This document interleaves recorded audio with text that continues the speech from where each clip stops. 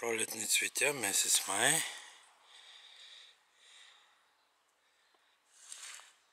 Ние сме в Северна Гърция,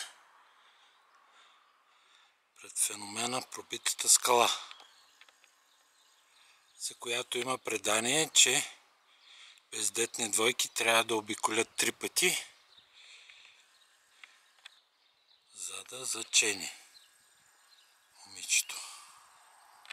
За най-голяма изненада се оказа, че до нея има малък параклис в една пещера отроба с южно изложение, много красива, която е в момента храм на Богородица.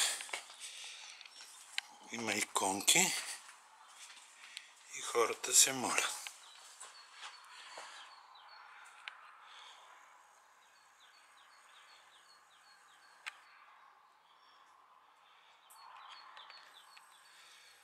Което подсказва, че древността тук е била храм на богинята майка, култ наследен по-късно от Дева Мария, и тя е помагала на бездетни хора от древността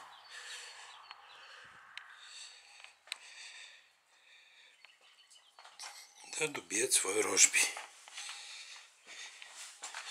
Капе тук някаква вода от покрива. Може би има някакви лечебни свойства. От тавана. Даже не се вижда точно откъде. Ето тук. Да, наслагите са някакви много зелени.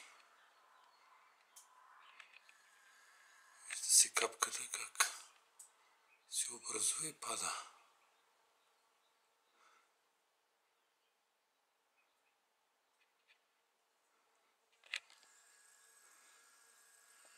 Тук има друг вход, северен, по който е затварян кръга от движението през голямата.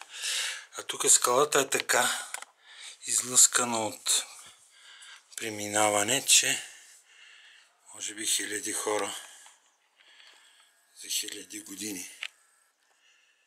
Ето тук се личи пак колко е излъскано от преминаването.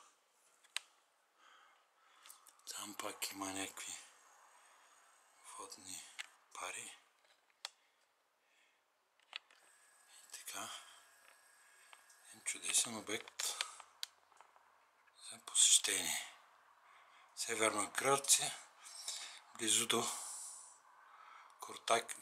курорта Лутраки Позар, с минералните топли и студени води едно до друго.